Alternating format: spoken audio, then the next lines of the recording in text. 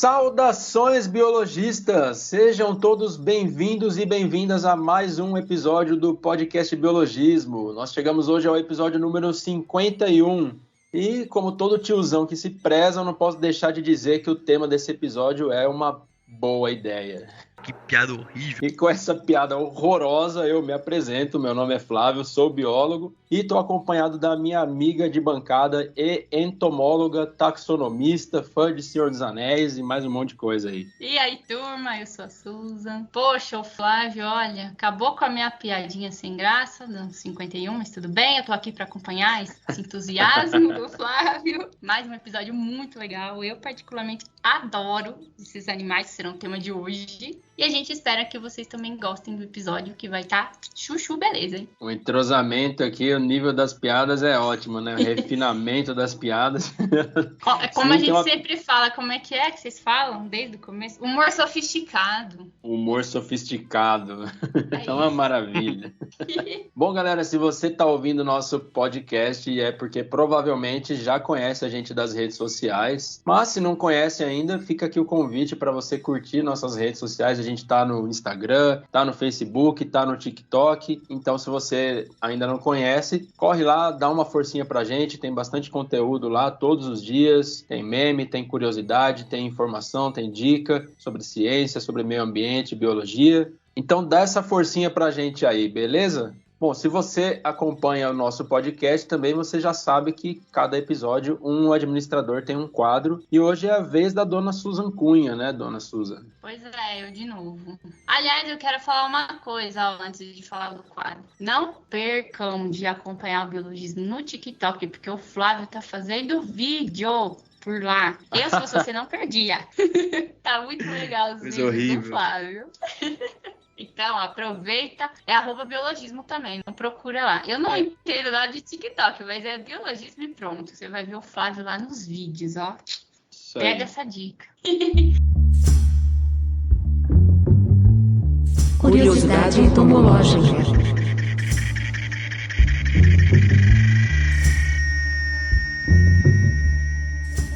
Se você acompanha com frequência o podcast, né? Deve saber aí que eu falo sempre como os insetos são incríveis, né? E hoje eu vou reforçar um pouco mais essa afirmação. Nós sempre tentamos mencionar aqui como os insetos são importantes para a manutenção do ecossistemas, da nossa vida, né? Nos provendo diversos serviços que nos beneficiam, como, por exemplo, a polinização, né? E várias outras atividades. E hoje eu trago para vocês mais um desses serviços que os insetos nos fornecem. Você sabia que vários insetos podem atuar reduzindo a poluição que o homem causa ao meio ambiente? Pois é, até nisso os insetos podem nos ajudar. Vocês sabem como? Decompondo os materiais que poluem o meio ambiente. Para exemplificar, eu trouxe aqui duas pesquisas rapidinho feito nessa linha da decomposição. Mas certamente tem várias outras rolando por aí. Cada vez mais a gente tem visto iniciativas, né, nessa área de tentar contornar a poluição que a gente vem causando, né, ao meio ambiente. E os insetos estão ali presentes sempre, nos ajudando. A primeira pesquisa trata da descoberta de larvas de besouros que podem decompor o isopor. Olha só que legal. Teve pesquisas lá na Coreia do Sul, descobriram que larvas de uma certa espécie de besouro são capazes de degradar o poliestireno. Acho que tão difícil de falar o nome do isopor, né? Poliestireno expandido, que é o nosso conhecido isopor. Eu sempre enrolo nesse poliestireno. É um tipo de plástico. E também até que é reciclável, mas esse processo ele não é tão viável. Por isso a gente acaba tendo um acúmulo muito grande de isopor no ambiente. E também, né, ele é largamente utilizado na questão de embalagens. Porém, agora ele vem sendo adotado essa postura de cada vez mais ter a redução da utilização desse material, substituição por outros tipos de embalagem. No entanto, a gente precisa de soluções, né, para decompor o que já foi produzido, que é muita coisa. E nesse sentido, as larvas do besouro atuam, né, porque elas podem biodegradar esse poliestireno através da sua flora intestinal, que contém um grupo específico de bactérias que é responsável por essa degradação. Então, o besouro se alimenta do isopor e as bactérias presentes no intestino fazem essa degradação. Muito legal, né?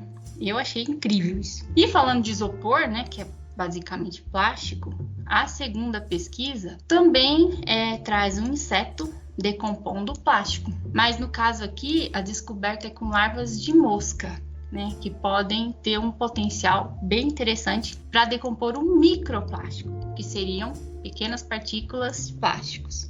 Os microplásticos a gente já tem visto muito na mídia, né, que representam uma ameaça cada vez mais crescente para a vida no planeta, né? Inclusive, recentemente a gente teve a notícia de microplástico detectado na corrente sanguínea. Não sei se vocês viram essa pesquisa. A gente até comentou sobre esse assunto no episódio 43, onde a gente recebeu o Daniel Mota, né, que trabalha com microplástico. E eu não sei se você vai lembrar, Flávio, mas a gente tinha até comentado dessa possibilidade de microplástico correndo em nossas veias antes mesmo dessa pesquisa sair. Você lembra? A gente comentou eu lembro, isso. Sim. Será que não tem plástico no sangue? Pois é, agora saiu essa pesquisa aí da detecção do microplástico na nossa corrente sanguínea. E, aliás, eu recomendo muito o episódio para quem tiver interesse em saber um pouquinho mais, episódio 43. Mas voltando, né, para nossa curiosidade, esse trabalho é uma tese, né, recente, agora de 2021, realizada lá no Equador, que se buscou fazer tanto uma análise molecular dessas moscas e tudo mais, e também aproveitaram para avaliar esse potencial de degradação da mosca pelo microplástico. E essas larvas estudadas são da mosca conhecida como mosca soldado. É uma mosca grande, assim, preta, bonitona. E ela é bem conhecida até da galera que tem composteiras, que faz compostagem. Aqui em casa tem, minha mãe tem essas... minha mãe faz compostagem e tem um monte dessas larvas aqui. E elas são conhecidas justamente por isso, né? Porque essas larvas se desenvolvem muito bem nesse ambiente por conta de serem degradadoras aí de resíduos orgânicos. E de uma maneira muito rápida. E nesse estudo, eles constataram aí que as larvas também poderiam biodegradar o microplástico também. Olha, que legal, né? A gente com puta problemão para resolver aí do microplástico e a mosca soldado lá na dela podendo dar conta do serviço. E diante desses resultados todos, né? Claro que tem muita coisa ainda para ser estudada, mas o próximo passo, não só dessa pesquisa, como a outra também dos besouros, é desenvolvimento de estratégias, né, para colocar esses animais, né, para usar essas populações de moscas e de besouros para a degradação desses resíduos plásticos. Tá aí então, né, os insetos nos auxiliando até mesmo quando nós estamos destruindo o meio ambiente. Bom, a gente vai deixar os links para acesso dessas pesquisas na descrição do episódio para quem tiver interesse de saber o passo a passo, como foi feito e quais as promessas, né, que a gente tem aí desses insetos ajudando nesse ponto que a gente precisa bastante, né? Boa, muito legal esse estudo, muito importante esses estudos. A gente realmente já comentou a respeito de algumas coisas, a questão da degradação do isopor, a questão do microplástico nas correntes sanguíneas, é preocupante. Também indico esse episódio sobre microplástico, que foi bastante interessante o assunto. E muito legal saber que tem pesquisas sendo desenvolvidas nessa área aí. Acho que a tendência é cada vez mais também, né, Fábio? Exatamente. A gente tem que ir encontrando meios para se livrar de problemas que a gente mesmo criou, né? Pois é. Bom, galera, quem tiver interesse em ler um pouquinho mais a respeito, a gente deixa na descrição do episódio aí, é só acessar o link.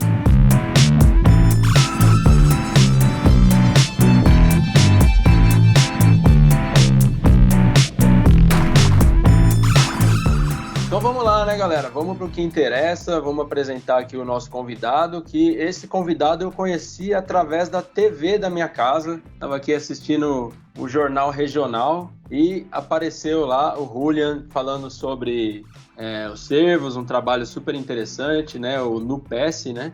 O Núcleo de Pesquisa e Conservação de Cervídeos da Unesp de Jaboticabal. Achei super interessante o trabalho desenvolvido pelo pessoal lá e na mesma hora já mandei um convite. E tá aqui ele hoje, né? Seja muito bem-vindo, Julian Ribeiro. É um prazer meu aqui poder falar um pouquinho do NUPES, um pouquinho do meu trabalho. Espero que vocês gostem, que seja uma conversa proveitosa e assim que as pessoas conheçam um pouquinho mais dos nossos cervídeos, né? E não só o Bambi da Disney. Porque a gente tem um Bambi também, mas os nossos aqui, que é muito interessante a história deles. Show de bola. Bom, antes da gente entrar de vez na conversa aqui, queria agradecer a sua presença, por você topar, bater esse papo com a gente. A conversa já tá, nos bastidores, já estava fluindo super legal aqui, então quando começa desse jeito a gente sabe que a conversa vai ser interessante, ainda mais quando tem um tema super interessante assim, super importante. Então, Julia, muito obrigado por estar aqui hoje batendo papo com a gente e por topar trocar essa ideia. Tamo aí, gente. Se vocês precisarem, tiverem dúvidas, curiosidades, não sei de tudo, mas me esforço um pouco, a gente vai conversando e vai entendendo um pouco do assunto.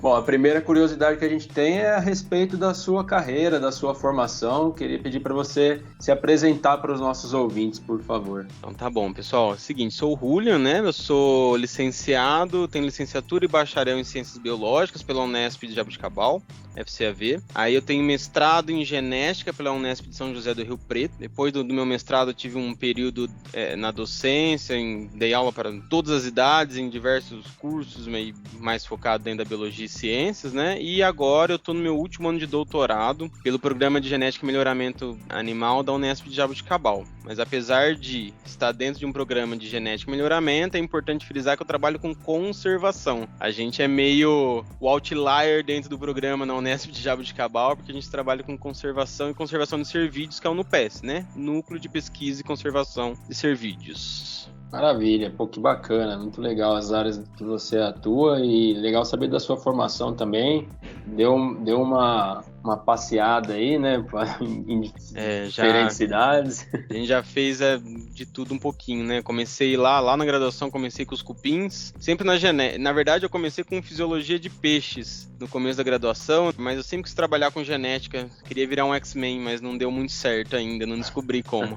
E aí me apaixonei pela genética de populações, genética evolutiva, filogeografia, sempre fui mudando os organismos, né? Fui mudando os táxons, mas a pergunta sempre fui tentando entender mais ela ainda, né? Então comecei com cupins, depois no mestrado trabalhei com tamanduá e agora tô com os cervídeos aqui, né? Depois eu vou falar um pouquinho mais do que eu tô fazendo agora, né? Que é um trabalho bem legal também. Legal demais. Bom, a Susan já me caguetou aqui também nos bastidores, né? Falou que eu fujo sempre, né, do roteiro e quem ouve tá cansado de saber disso também. Então, eu queria aproveitar e fazer isso. Vou fugir do roteiro já, né?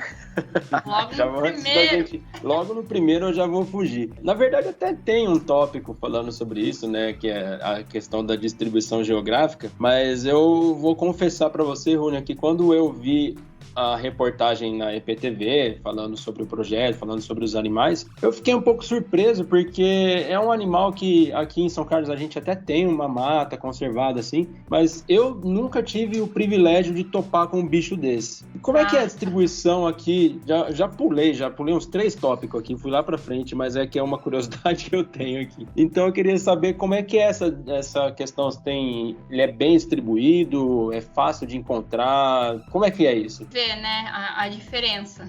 Quando a gente vai pro campo, o biólogo é aquela coisa, né? Quer ver bicho. Quer ver, quanto mais bicho quer ver, ótimo, né? E não tem mais bicho que eu já tenha visto em campo. Eu já fiz, acho que quase 3 anos de doutorado em campo. Foi cervo. Cervo não, né? Acho que aqueles viadinhos, aquele mazama, acho que deve ser gênero mazama. Foi o que eu mais vi até hoje da vida. Inclusive, semana passada eu vi um e até comentei com o Flávio. Eu vi um aqui entre o Cerrado Fiscar e a Embrapa aqui, pecuária. E eu sempre vejo, é incrível, acho que é o animal que eu mais vejo. Pra contrastar com o Flávio, que nunca vê, é o que eu mais vejo. A gente até já tá cansado, a gente vai pro campo e fala assim, lá um bicho, é viado, nem olha mais, porque já cansei de ver.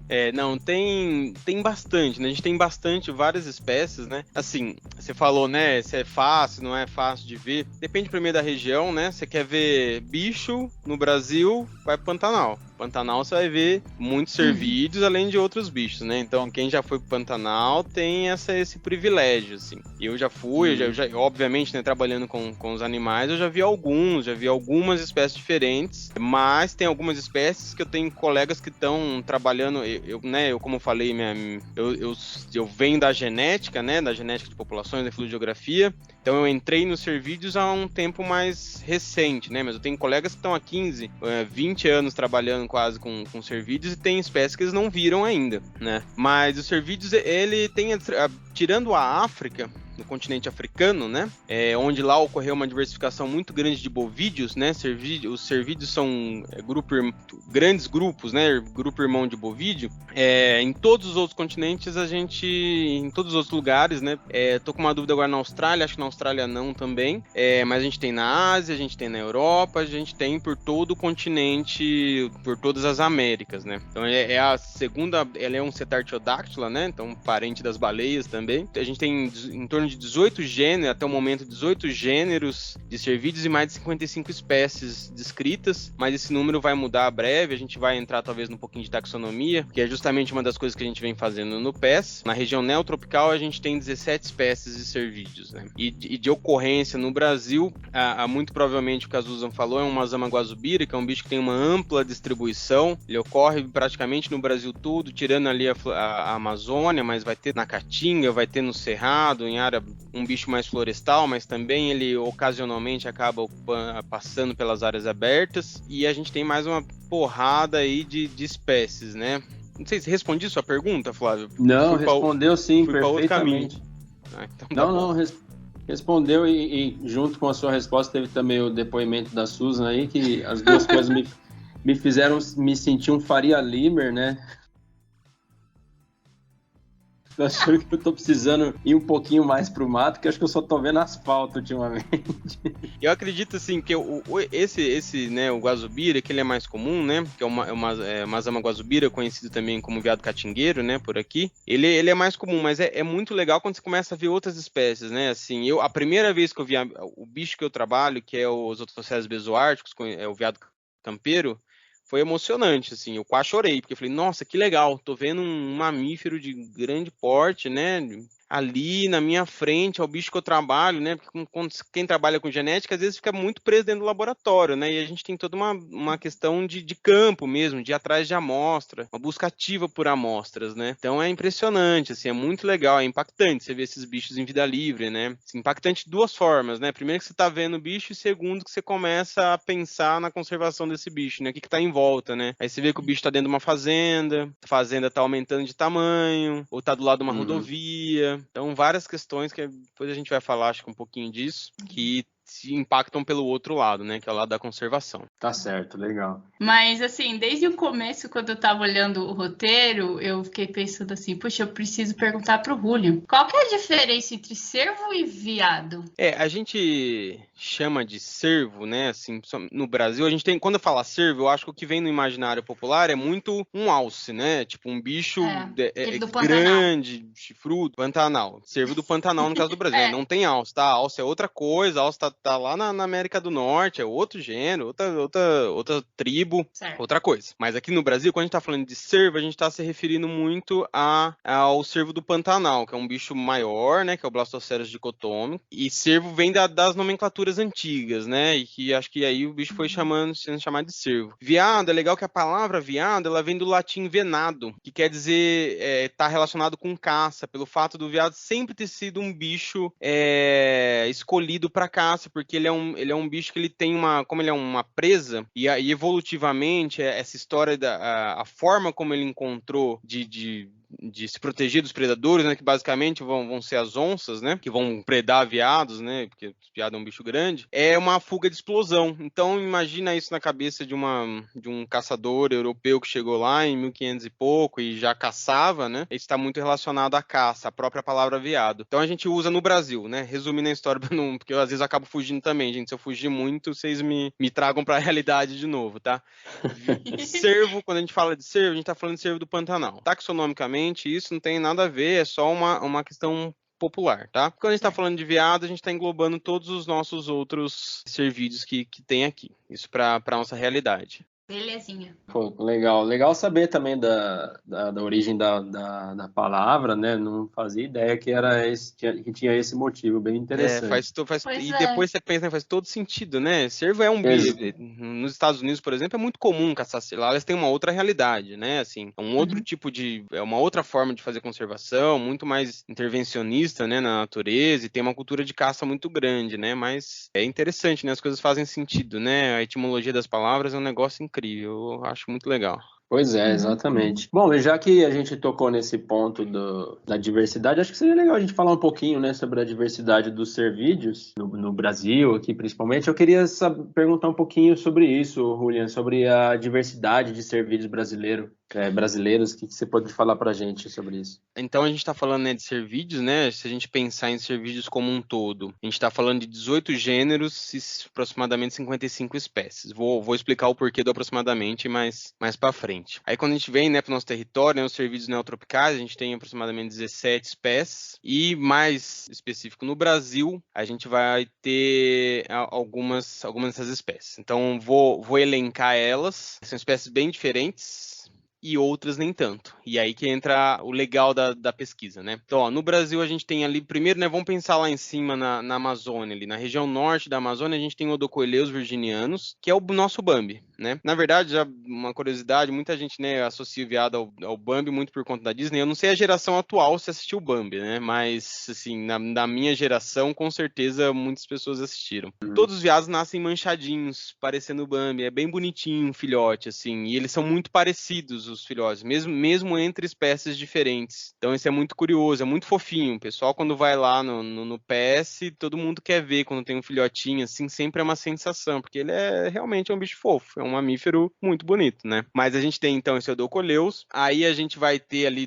na Amazônia, a gente tem o gênero Mazama, tá? E esse gênero Mazama, ele é um gênero especial porque ele está nesse momento, a gente está com um grande projeto temático financiado pela FAPESP para resolver, porque a gente descobriu, né? E aí quando eu falo a gente, estou falando no PS desde lá de 94, 98, com o início das pesquisas do professor Maurício, que o que a gente chamava de mazama americana, né? Que todo mundo entendia como mazama americana, veado vermelho, na verdade é um complexo críptico de espécies, que tem um número de cromossomos totalmente diferentes entre si, mas morfologicamente eles são muito iguais. Então esses caracteres para o gênero mazama não são interessantes, assim. O que a gente estava chamando de mazama americana, na verdade, não é. E, na verdade, nem existe mazama americana no Brasil.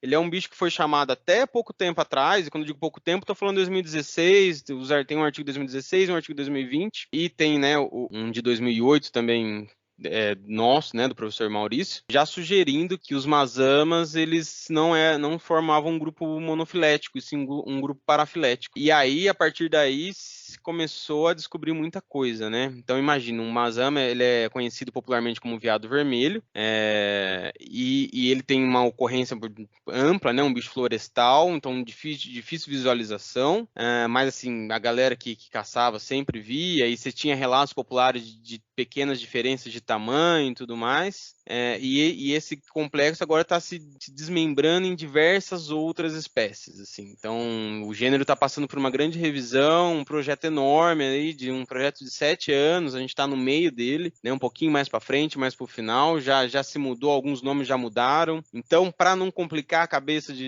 dos biologistas que estão ouvindo, vamos entender assim, ó, o que a gente chama de veado vermelho ainda popularmente é conhecido como mazama americana, mas esse nome ele vai mudar muito brevemente. Aliás, já se sabe, né, o que a gente chamava de mazama americana aqui no Brasil não existe. O mazama americano mesmo existe lá na Guiana Francesa, que é onde a espécie foi descrita. Tá? Agora aqui a gente tem um monte de outros bichos dentro desse grupo mazama americano. Beleza, mazama americano. Fora desse complexo, a gente vai ter o que a gente vai chamar de mazama guazubira, que é o veado catingueiro. Ele é um dos veados mais comuns que existem, é muito fácil, muito provavelmente é o veado que a Susan viu, ele tem por todo o cerrado, tem pela caatinga, chega quase no extremo sul do país. É um veadinho, ele é mais cinza, né? Ele é um pouquinho menor que o veado mateiro, assim, para quem tem uma certa... já viu ele, sabe sabe que bicho é? Você conhece a cara do veado catingueiro, ele é mais orelhudo, magrinho, um pouquinho cinza, que também tá passando por uma revisão, né? O veado catingueiro, que é o Mazama guazubira, também tá passando por uma revisão e muito provavelmente vai mudar de gênero em breve, né? Acho que esse artigo a sugestão foi até já submetida, né? Talvez, não sei se quando esse episódio sair já vai ter mudado, mas acho que não, mas esse ano ainda, muito provavelmente, esse artigo deve sair. E aí, ainda de Mazama, a gente tem o Mazama nemorivaga, que é um bicho amazônico também, conhecido como veado roxo, que também está dentro desse complexo Mazama, também está sendo desmembrado em outras espécies, está sendo sinonimizado, né? Assim, tá se revalidando espécies. Então, esses bichos, o que eu quero dizer com isso, né? Esse bicho já tinha sido descrito anteriormente e agora se busca é um rolo, é uma porrada de nome, gente, uma doideira, e agora se busca de novo esse nome mais correto para a espécie, para a gente de fato botar ordem na coisa, né? Quem é quem dentro do gênero Mazama. E aí um que tá correto ainda, né, por enquanto, que é o Mazama nana, um veado de ocorrência no sul, ou o pessoal conhece ele, então eu conheço ele como veado da mão curta, desde o Paraná até nas matas ali de galeria, a gente vai ter o Mazama nana, que é o nosso menor veado, ele pesa em torno de a partir de uns 6 quilos, assim, um adulto, ele é bem pequenininho, é bem bonitinho também, muita gente confunde às vezes o Mazama nana com filhote de outros cervídeos, mas assim, não é.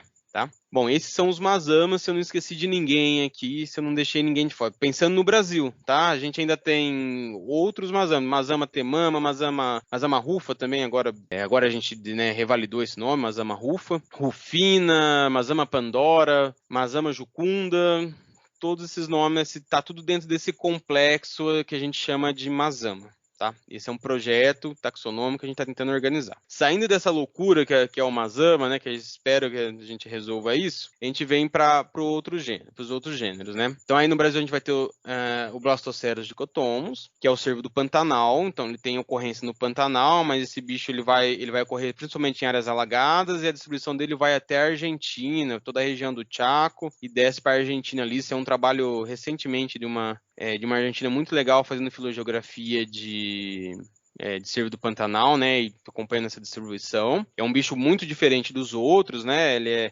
parece um cavalo, assim, ele é impressionante, é um bicho também muito lindo, assim, vermelho, com as patas escuras, né, as canelas ali escuras, ele tem uma membrana interdigital, né, como é um bicho que está sempre na água, ele é muito associado a essas regiões de pântano, né, essas regiões onde tem inundação, próximo aos rios e lagos, né, bicho grande, galhado, né, um macho galhado, pesa mais de 100 quilos, é impressionante, assim. Então, Pantanal o pessoal vê bastante também, é bem legal, quem vê é um bicho lindo.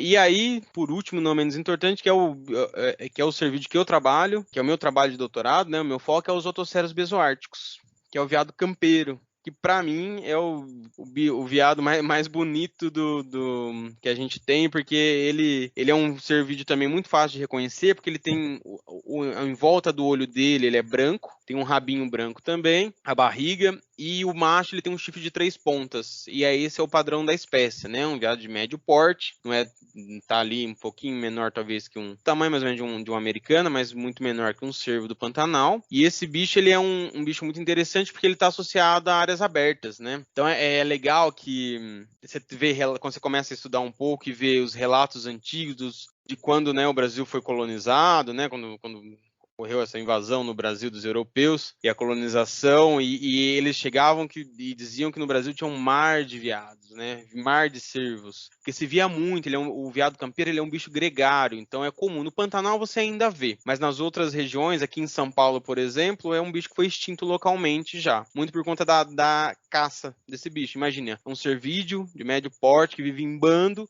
diurno, diferente dos outros que têm hábitos noturnos, né? Tem hábitos mais elusivos. O veado campeiro não. Você vê um veado campeiro, ele tá tranquilo, pastando ali. No Pantanal é muito fácil se aproximar, apesar de ele ter um comportamento explosivo de fuga. No Pantanal, acho que pela convivência ali, você consegue se aproximar muito fácil desses bichos. Então é um bicho que foi amplamente caçado, ainda é caçado. Eu viajando agora por conta do meu doutorado, tive uns relatos impressionantes, assim, de como estão caçando ainda esses bichos, e ele está acabando. Infelizmente, assim, tirando a população do Pantanal, que ainda persiste, você consegue ver alguns bandos. No sul do país já está muito mais difícil, é um bicho que se encontrava muito na região do Pampa Gaúcho. Hoje em dia é difícil, eu fui para lá, eu pude comprovar isso, é difícil você ver grandes grupos, e os relatos sempre são os mesmos, né? Há 15 anos atrás eu via bastante. Há 10 anos atrás eu via muito, mas aí chegou a soja, e a soja fez isso, e a soja fez aquilo, muito relacionado à mudança do hábitat, né? Esses bichos estão perdendo seu hábitat natural e estão ficando ilhados, né? Os veados de mata estão ficando, obviamente, né, nas matas, nos resquícios, mas o veado campeiro, né, que é um bicho aberto, você transforma, se você muda aquele solo, que é um bicho que pastava ali, né, são ruminantes, né, são pastadores, você está acabando com o ambiente dele, você está mandando esse bicho sei lá para onde, né, muito provavelmente a gente não está vendo mais. Então é triste, assim, né. Então a gente ainda tem muito que fazer para tentar reverter o que sobra desses cervídeos, né. Pô, legal, você trouxe bastante conteúdo interessante aí só com essa pergunta, e alguns inclusive muito preocupantes, né, como sempre aparece por aqui, mas não tem como, né, meio ambiente atualmente está sempre muitos problemas, muitos inclusive ligados aos setores do agro aí, que volta e meia aparece por aqui, mas achei algumas coisas muito interessantes que você falou, da questão do veado com membranas interdigitais, super novidade para mim, isso eu não imaginava que existia. É muito legal, né? Um bicho que fica na várzea, né? Área de várzea, e ele tem essas membranas, né? Uma adaptação, né? Da espécie a esse tipo de ambiente. É muito legal, assim, muito legal. O bicho passa o dia todo na várzea, né? Então imagina. Isso ajuda ele a andar, né? Acaba ajudando ele a ter tração ali. Sim, muito louco, bem legal mesmo. E aí a questão que você falou, né? Dessas espécies que vivem em áreas abertas, tal, e aí vem o plantio, tal, da soja e acaba com o habitat dele. As pessoas pensam que aquilo ali é só grama, né? Não interfere em nada, só mato, tal, não tá desmatando, mas não é bem assim, né? Tem animais que dependem daquilo, né? Sim, e no caso dos cervídeos é interessante também que eles são sommeliers de pasto, assim, vamos dizer, né? Assim, porque eles se alimentam de brotos, essencialmente. Então não é qualquer capim. Mas tem muita braquiária. Não, o bicho não gosta de braquiária. Mas eu já vi que ele... Beleza, você deixar o bicho com fome, ele vai tentar se alimentar, mas não é a preferência alimentar dele, né? Ele se alimenta de brotos, ele tem essa exigência nutricional, né? Então é mais uma... Não é porque o bicho tá passando que ele tá comendo qualquer coisa, não é bagunça, não. Ele come o que ele quer. Ele come o que ele acha que tem que comer, que ele acha que deve ser palatável para ele, né? Então, geralmente são brotinhos, assim, que ele gosta. Eles, no geral, né? Sim, legal. Mas, Julian, você falou de brotinhos, mas eles se alimentam mais de gramíneas mesmo? Ou... Mais de gramíneas, mas são brotos das gramíneas e florezinhas ali do campo, do cerrado. O que eu tô querendo dizer é que ele não vai comer tipo uma vaca, entendeu? Não é assim. Os cervídeos, eles são requintados ali na sua exigência nutricional, né? E aí eles acabam, apesar de serem ruminantes também, eles têm essa especificidade. Legal. Júlia, você comentou, né, de 94, 98, da existência do projeto, aí não sei exatamente quando foi fundado, mas já ficou claro aí que não é uma coisa que começou ontem, né, que começou recentemente, já é um projeto mais antigo, com bastante estudo, bastante atuação, então eu queria que você falasse um pouco para a gente, para quem está ouvindo aí, sobre a história do NUPES, sobre a atuação, né, como é que é o dia a dia e quais são os objetivos do núcleo. Não, beleza, gente. Ó, eu já vou adiantar que, assim, se a gente for falar as histórias e tudo do NUPES, a gente vai ter que fazer uns 3, 4 episódios de biologismo, porque é muita história, gente. E aí, inclusive, né, que a gente, né, essa história de pular o roteiro, eu já fomos para uma parte, agora estamos aqui de novo. Mas eu tô aqui, né, como Julian, mas eu peço licença para meus colegas do NUPES. Eu acabo meio que agora estou representando eles aqui, então eu tenho colegas que estão lá há anos e peço licença para o professor Maurício Barbante, que é o grande idealizador, né? A gente sempre fala, né? O professor Maurício Barbante, ele é o maquinista ali do trem e cada um de nós, a gente compõe um vagão desse trem no PES. E é isso, né? O NUPES, ele existe há mais de 30 anos. Se eu não me engano, a fundação, né, do grupo, né, a fundação oficial, se eu não estou enganando, é de 82, o nome NUPES, né, Núcleo de Pesquisa e Conservação de Serviços, mas a história do NUPES começa com a vinda do professor Maurício Barbante, né, como docente, ainda muito novo, né, uma outra época, né, lá na FCAV, em Jabuticabal, e a vinda dele para lá e que começou a desenvolver e trabalhar com os serviços. Então essa, a história do NUPES se confunde com a história da carreira do professor Maurício Barbante, que é conhecido acho, em várias, né, assim, dentro dos servidólogos e dos mastozoólogos, assim, ele é uma figura muito, muito conhecida. Tem alguns trabalhos icônicos, né, então eu estava nascendo, né, e ele já estava ali trabalhando com esses serviços. Então, peço licença a eles e a ele, meus colegas, para contar um pouquinho dessa história aqui. Mas é isso, o NUPES, ele nasce engraçado, né, a FCAV, o professor Maurício Barbante de formação, tem que falar um pouquinho dele, tá, pessoal? Porque senão, né, não tem como falar de NUPES. Ele, de formação, ele é veterinário, né? Imagina, e a FCAV é uma faculdade agrária em sua essência, né? Ela existe, é uma das Unesps mais antigas, né? Tem desde 65. Inclusive, o professor Maurício é formado na FCAV. Fez veterinária lá em 80 e tantos. Depois foi trabalhar mas sempre se envolvendo com conservação e vida selvagem, que é o que ele sempre gostou, é o que ele gosta, é apaixonado por esses animais, assim. Ele nunca teve muito o perfil do médico veterinário de produção. Ele sempre foi esse cara que foi construindo sua carreira dentro dos animais selvagens, né? Começou ali como uma carreira de primatólogo, mas acabou, quando ele virou docente, meio que caiu no colo dele essa história dos cervídeos, porque a ideia era se criar os cervídeos para produção, né? Produção de alimento, como uma espécie de, como dentro do programa de melhoramento, né? De genética e melhoramento animal ali, dentro do departamento de zootecnia. Mas ele não era a vibe dele, né? Ele logo já viu que não ia ser isso, e aí ele já começa a trazer toda a ideia de conservação. Estou falando isso do começo dos anos 90. E aí acontece, assim, algumas coisas icônicas, né? Acho que na vida dele e aí no PS também, que vão agora firmando, né? Ele como um servidólogo, e talvez pelo fato, né, do professor Maurício ser um veterinário, ele é uma pessoa que ele abraçou o grupo, né? O grupo Cervídeos, e não uma área específica, porque dentro do NUPES a gente vai ter a genética, a gente vai ter, ainda dentro da genética, a gente tem a parte de genética molecular, a parte de citogenética, a parte de reprodução e a parte de ecologia, e agora está dentro ainda ali um pouquinho na reprodução, está se fazendo bastante coisa com endocrinologia, né? Todas tiveram suas fases, assim, mas todas sempre convivendo ali, e o professor Maurício mentorando tudo, organizando e abraçando essas coisas, né? E é legal, né, agora voltando, né, isso foi seguindo, né? Tem um trabalho muito legal, né, o professor Maurício ficou muito conhecido por conta disso, que ele fez um resgate de mais de 1.000 cervos do Pantanal quando ocorreu a fundação da CESP, que é uma usina hidrelétrica que tem, se não me engano, mais para o sul de São Paulo, se eu não estou falando nenhuma besteira. E foi um resgate icônico, né, porque a forma de se resgatar, né, quem já viu resgate de fauna e trabalhar com cervo do Pantanal, como eu falei, um bicho de 100 quilos, né? Como que ele fazia esse resgate? Eles iam sobrevoando esse bicho com um helicóptero, chegava perto do animal, esse animal cansava um pouco, um voo de aproximadamente de 5 a 6 minutos, não pode ser mais que isso, depois eu conto por quê.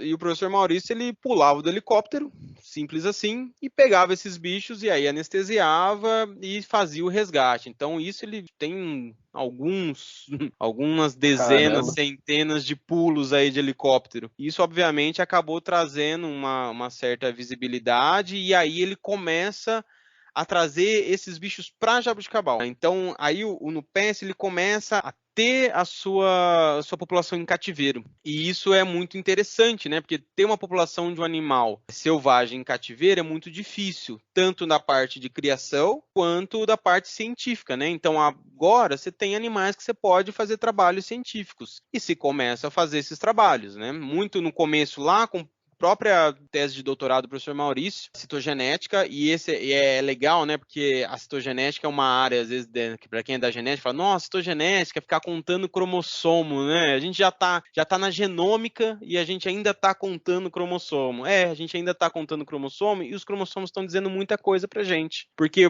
os cervídeos, eles têm uma variação enorme cromossômica, eles vão de 30 a 60 e tantos cromossomos, né? E isso foi lá, eu contei a história lá do complexo Mazama, isso foi um dos starts. Um dia o professor Maurício pegou um bicho num zoológico, né? Isso fazia parte do doutorado dele, e ele, que era Mazama americana, e a hora que ele foi fazer o cariótipo desse bicho, ele falou, mas peraí, o número de cromossomo não bate. E aí veio, né, aquele momento, né, que todo mundo busca, né, aquela olhar para aquilo não como um erro, e sim como, peraí, tem alguma coisa muito interessante aí, e realmente tinha, né, e realmente ele estava se falando de uma nova espécie, né, e aí na época culminou na descrição de uma espécie, um trabalho de campo muito legal, umas histórias de campo muito legal dele, que é a descrição de uma nova espécie de cervídeo, que é o Mazama bororo, né, que hoje em dia, né, a gente já não usa bororo, agora esse nome foi sinonimizado, é Mazama jucunda, mas não quero ficar falando esses nomes de Mazama, que inclusive eu me confundo muito, assim, é muita coisa, assim, esse vai ser legal quando a gente resolver esses problemas e poder pegar um trabalho resumindo tudo isso, né, porque o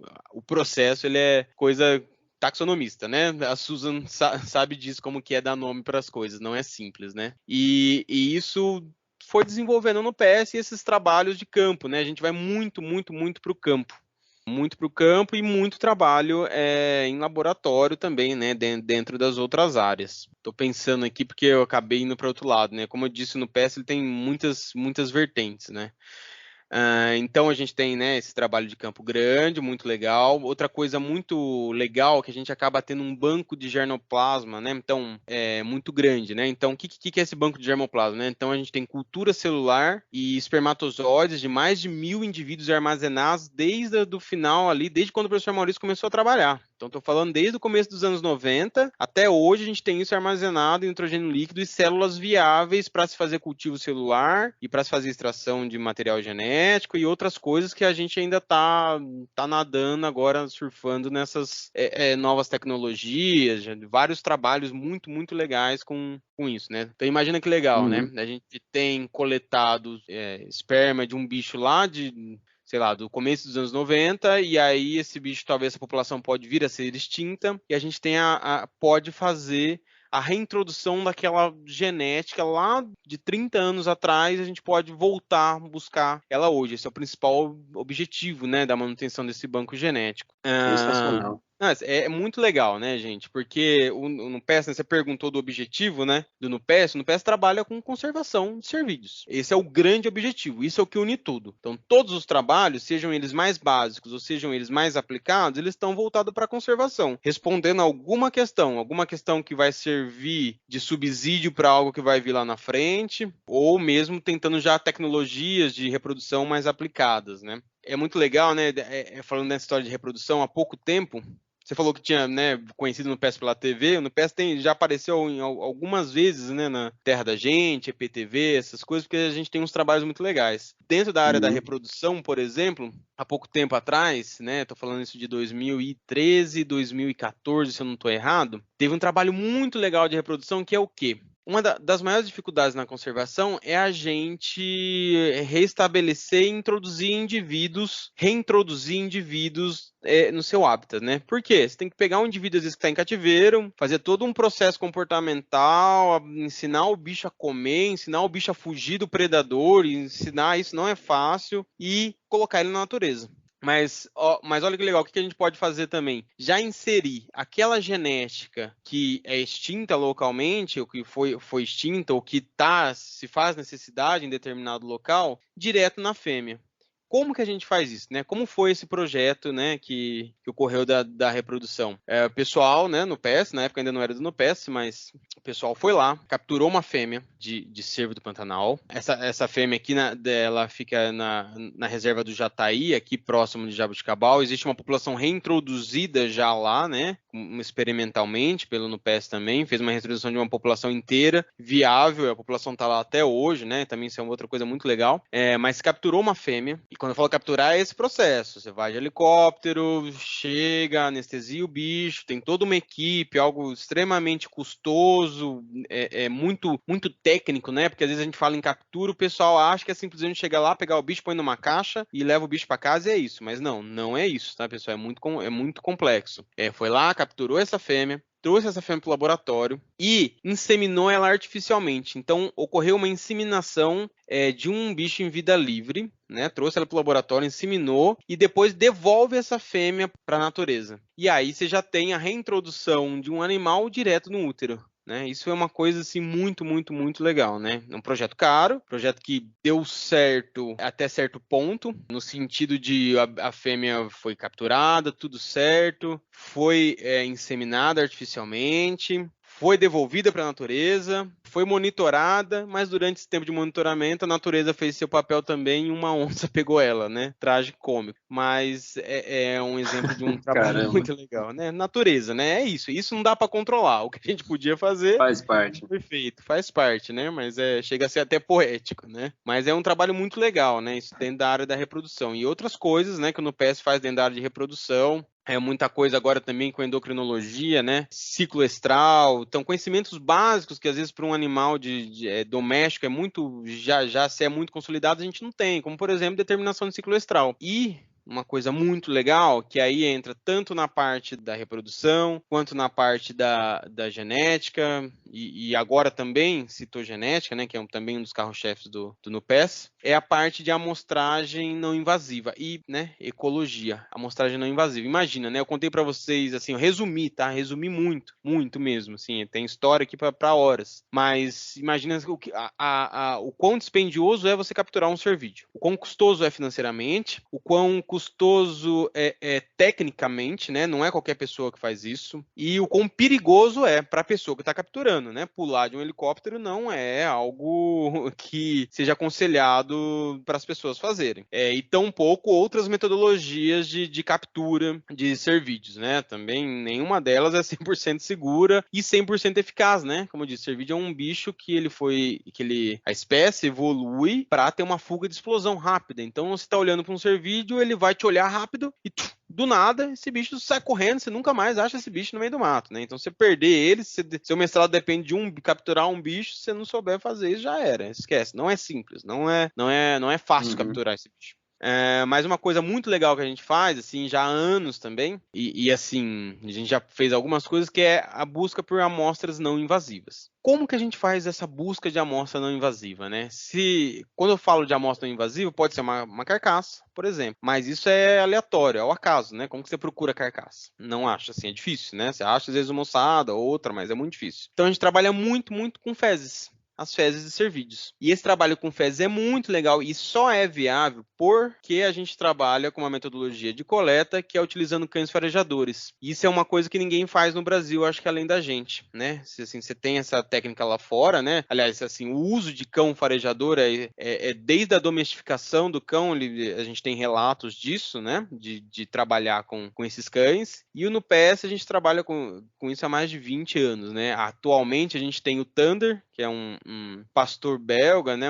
Na verdade, pastor belga não, é um Malinois. E a Nix, que é hoje a grande protagonista, né? O Thunder já tá quase se aposentando. E a Nix, que é a nossa protagonista, que é uma cachorra, uma pitbull, assim, mas muito dócil, muito, muito fofa, assim, para quem gosta de cachorro, a Nix, os cachorros fazem sucesso onde vão. E eles são treinados para encontrar as fezes dos cervídeos. Todos os cervídeos de ocorrência aqui. Ela não diferencia a espécie, mas ela diferencia de outros animais que a olho nu a gente poderia confundir essas fezes, né? Essas fezes, elas têm um formato de síbila, né? Como se fosse uma elipsezinha assim, pequenininha, assim, mas basicamente a gente fez inclusive um trabalho mostrando que a diferença morfológica entre as fezes não é conclusiva, então diferenciar a espécie, se alguém um dia falar para vocês que diferencia espécie de cervídeo por fezes é mentira, ou a pessoa precisa se atualizar um pouco mais, porque não dá para fazer, assim, é muito difícil, assim, talvez um cervo do Pantanal, você até consiga pela distribuição e tudo mais, né, você consegue diferenciar por isso, né, um pouco por distribuição, mas assim, a olho nu, se eu colocar todas num bolo, a gente não consegue diferenciar. E ela se confunde muito na serrapilheira. Então, andar, né, essa busca ativa pelas fezes, sem o auxílio dos cães, seria um trabalho quase inumano, né? E é, né? Tanto é que a gente precisa dos nossos amigos cães para achar isso. Então, encontrando, né, essas fezes, a gente tem amostragem pelo Brasil todo, assim. A gente praticamente tem amostra de todos os estados, de muitos parques, assim. E talvez, assim, falte ainda, talvez a única grande interrogação que a gente tem, que espera que nos próximos anos a gente resolva, é o miolo ali da Amazônia. Por questões óbvias, não é tão fácil se entrar no meio da floresta amazônica para pegar, você precisa de um apoio e tudo mais, mas o resto do país a gente tem coletado com esses cães a vida, quase que a vida toda do NUPES, né? Começou lá em 90 e tanto também, se não me engano com o Apollo, aí passou, a gente teve um tempão muito grande com a Granada, que foi uma cachorra também icônica, muita gente conhecia ela, a Granada, todos esses cachorros já se foram, né? E agora a gente tá com esses dois que eu contei para vocês. Puxa, eu nunca tinha ouvido falar de pesquisa com cães aqui no Brasil, primeira vez que eu ouvi. Não, é muito legal. É muito legal, né? Porque a gente é aquilo que eu falei, né? Trabalhar com amostragem não invasiva, se dominar essa técnica, que é algo que a gente pode dizer com uma certa tranquilidade, né? Essa técnica de amostragem, é muito vantajoso, né? A gente vai ter outros problemas, ok? Que Sim. não em encontrar a amostra, mas aí a gente vai ter problemas laboratoriais. Mas do ponto de vista, por exemplo, muitos trabalhos, né? Trabalhos recentes de ecologia, de distribuição, trabalho de distribuição de espécies, trabalhos de adequação de nicho, de sobreposição de nicho, entender todas essas coisas com o auxílio da amostragem não invasiva é muito legal, né? Dá um up muito, muito interessante para o trabalho, porque a gente acaba amostrando muito, né? A gente tendo muita amostra desses bichos em diversas áreas. E o cachorro é uma coisa impressionante, porque é legal quem acompanha às vezes o trabalho, né? A galera local, outros pesquisadores que acabam conhecendo, o bicho você não tá vendo nada e do nada esse cachorro começa a farejar e a hora que você vê ele sentou, ele tá lá e você fala, mas não tem amostra aqui. Aí você cavuca, tá lá uma amostra bonitinha, velha, e o cachorro é capaz de encontrar isso. É impressionante, é muito legal esse trabalho, gente, esses trabalhos, né? Muito legal. Sensacional, legal demais mesmo. E caramba, quanta coisa que você trouxe aqui, falando, né, como você mesmo comentou, um grande resumo, né, da história, da atuação do NUPES, né, uma ideia mais antiga do que nós todos aqui, né, gente, tudo, não sei o Julio, mas eu sou de 84. Opa, eu sou de 89. Olha lá, do final. Por aí também, 87, eu sou de 88. Né, 88, verdade, sou mais velho aqui, e ainda assim sou mais novo que a ideia do projeto e tal, e fica até difícil da gente comentar algum ponto específico, foi tanta coisa interessante, né, mas eu até anotei algumas aqui que me chamaram mais a atenção, a questão do resgate de mais de mil indivíduos, do professor saltando do helicóptero para pegar os bichos e tal, uma coisa meio Indiana Jones ali, meio... É engraçado, você falou Indiana Jones, né? Recentemente o professor Maurício estava no Uruguai, né? Fazendo a gente tem uma parceira grande lá, que é a Suzana Gonzalez, e saiu uma matéria sobre ele, depois eu mando para vocês, e a descrição da repórter é isso, o Indiana Jones brasileiro. Achei engraçado.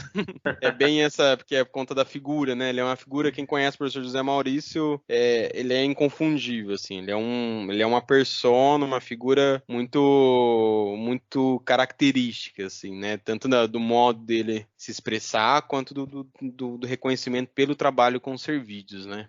E é um privilégio, né, Juliano, trabalhar com uma pessoa tão dedicada assim, né, tão identificada com uma causa dessa, né? É um trabalho de vida, né, assim, tanto dele quanto eu tenho colegas, né, o Pedro Pérez, o Francisco, o Márcio, são colegas nossos que são eles estão no NUPES há quase 15 anos, eles têm, e entre outros que já passaram, né, acho que depois, né, vou deixar o site do NUPES, lá tem todo mundo que já passou, mas você tem essa galera aí que acaba se dedicando demais à causa dos serviços, né, e à conservação, né, que isso tudo é muito legal, né, tipo, é uma coisa que chama muita atenção pela forma, né, você, pula de helicóptero, trabalha com cachorro, aí dessas amostragens não invasivas, a gente tem um trabalho muito legal de biologia molecular, né, eu especificamente acabo usando bastante biologia molecular, mas a gente já está agora na era da genômica, o NUPES está começando nisso, mas assim, em breve a gente já está despontando também nesses trabalhos genômicos, que é a tendência, né? E genômica a partir de amostragem não invasiva também, é esse o futuro, é isso que o pessoal já está fazendo lá fora, e é muito provavelmente esse o caminho que a gente tem que evoluir, né? A gente vai seguindo essas tendências, né? Porque isso só vai agregando para o conhecimento, mas é um trabalho acaba sendo de paixão, né? A galera que se envolve com o NUPES, é tudo muito intenso dentro do NUPES, né? Assim, as relações acabam sendo todas intensas, a gente tem sempre muita coisa para fazer, porque o NUPES, por conta desse trabalho, né? Por conta do professor Maurício estar há tantos anos trabalhando com Servídeos, a gente acabou se tornando uma referência na área, e a gente acaba ajudando muito balizando as ações públicas, né? Então a gente está envolvido com a IUCN, estamos envolvido com o pessoal do ICMBio na confecção dos planos nacionais de ação, né? Do PAN, né? Plano de Ação Nacional, né? Antes era de Servídeos, agora juntou, né? É o Plano de Ação Nacional dos Ungulados, né? Servídeos, antas e os porcos, né? Cateto e queixada, né? A gente também está envolvido nisso, né? Cuidando dos serviços ali, desenvolvendo essas ações. Então é muita responsabilidade, né? Para o grupo como um todo, a gente acaba tendo sempre muita responsabilidade e aplicando muita coisa, né? Então a gente vai vendo que esse conhecimento que a gente vai tanto agora, né? O NUPES está com esse trabalho grande de resolução taxonômica, né? Dos mazamas, inclusive na segunda-feira, né? O episódio acho que vai ao ar, não vai ao ar hoje, né? Hoje a gente está gravando, né? Dia 7/4, né? Eu não sei que dia que o episódio vai ao ar, mas na segunda-feira, o senhor Maurício está indo para o Peru, ele vai fazer uma viagem Bolívia, Peru, dá uma passadinha no Equador e volta para o Brasil. Acho que é mais ou menos esse o roteiro dele de viagem, buscando algumas amostras de um pessoal, de alguns alunos que foram para lá coletar. Ele vai buscar amostras de alguns alunos que foram para lá coletar, né? Esse projeto é legal, né? Porque que é um projeto temático, né? Da FAPESP, porque ele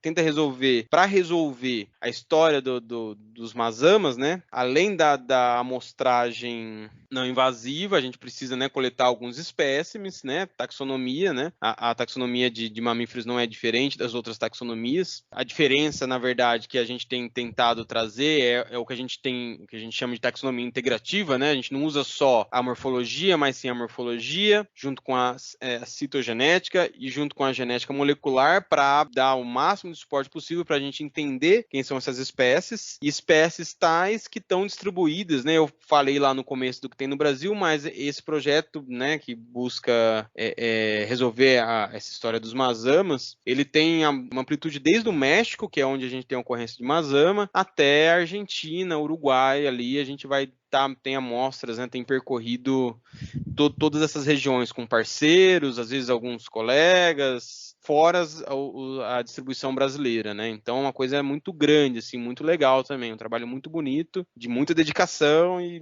um pouco estressante também, vamos dizer, né? Ah, sim, imagino, deve ser bastante mesmo. Com certeza, trabalho, tanta dedicação é inevitável, né? Mas vamos seguir então, vamos seguir aqui pro roteiro, tem bastante coisa pra gente abordar ainda.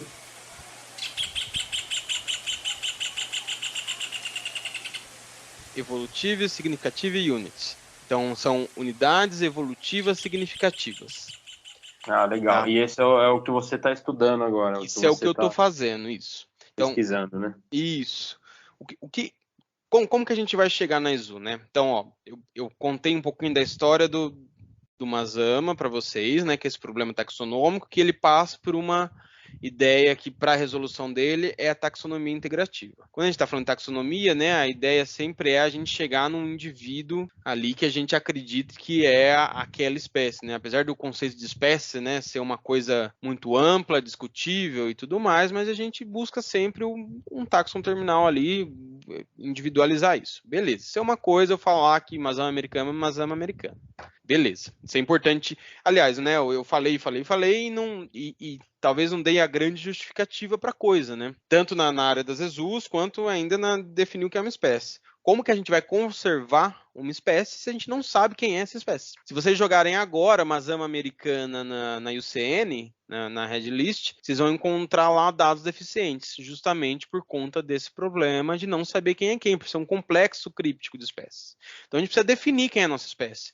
para a gente ter planos de ação, de conservação para aquela espécie, que muitas vezes, como foi o caso do bororo, que eu falei, que é um bicho que está ali limitado na Mata Atlântica litorânea, ali de São Paulo, Paraná e Santa Catarina, né? E agora a gente tem uma possível indicação de um bicho mais para Minas Gerais, que também seja bororo, né? Na verdade, jucunda, mas ama jucunda. Mas esse é um projeto que está ocorrendo do Jefferson, que é um aluno de mestrado lá, ele que está trabalhando com isso agora. Tudo isso para quê? Para definir quem que a gente vai conservar, tá? Beleza, tô falando de espécie. Mas o buraco, o problema nunca para por aí, né? A gente sempre consegue complicar mais um pouco. Dentro de uma espécie, a gente pode ter o que a gente vai chamar de EZU, que são essas unidades evolutivas significativas. Em suma, é o quê? É um grupo de indivíduos, são uma população ou populações que apresentem monofilia na filogenética dentro da sua espécie, que vão formar um clado ali único, mesmo não sendo uma outra espécie. Confunde-se um pouquinho ali, a gente pode também entender, né, sobrepor EZU com o conceito de subespécie, né, por exemplo, e agora eu venho falar um pouquinho do meu trabalho, que é justamente prospectar as EZUs de veado campeiro, que é esse cervídeo de área aberta, que tem sofrido tanto com o impacto ambiental, né, por ser com o impacto ambiental e com a caça, mas a gente precisa delimitar e saber onde a gente vai priorizar. O que a gente tinha, o que a gente tem, né, até hoje, até agora. 5 subespécies de veado campeiro. 2 de ocorrência no Brasil, os otocéreos bezoárticos, os otocéreos bezoárticos leucogaster, isso no Brasil, tá? Essas 2 subespécies. No Uruguai, que é um país do tamanho de um estado brasileiro, a gente tem outras 2 subespécies, que é os otocéreos bezoárticos uruguaienses e os otocéreos bezoárticos arerunguaienses. E na Argentina a gente tem os otocéreos Argentina, acho que um pedacinho do Paraguai, os otocéreos bezoárticos Seller. Então, dentro da espécie, os otocéreos bezoárticos, a gente tem essas 5 subespécies. Beleza, legal. E aí, o que a gente faz? O que a gente tinha até eu começar a desenvolver meu trabalho? 2 populações amostradas, os veados campeiros do Pantanal e os veados campeiro do Parque Nacional de Emas, que representaria ali o cerrado brasileiro, tá? Só isso. Mas o veado campeiro, a gente tem ocorrência dele desde o sul da Amazônia até o Uruguai e a Argentina. E aí? E o resto? Quem é quem, né? Sim, a gente tem ali da Argentina, né? Mas onde limita? Onde é o limite? Onde eu falo quem é leucogaster e onde eu falo quem é bezoárticos. Ou pior ainda, isso eu tenho uma população ali isolada a determinado X tempo e isso caracteriza para mim uma EZU, né? Que é isso que eu quero buscar. Então a gente tem que ter um olhar diferente. Então foi isso que eu fiz, né? Tô fazendo ainda, né? Esse é meu doutorado. Primeira etapa, história do cachorro, né? Fui lá, eu, a Nix e todos os meus colegas que me ajudaram na coleta, colocamos todo esse material de campo, entramos no Uno, que é o nosso carro de trabalho, e viajamos o Brasil. Fui desde o sul da Amazônia, né, onde a gente tinha relatado 2 populações de veado campeiro lá, no enclave de cerrado dentro da Amazônia, muito incrível, não conhecia.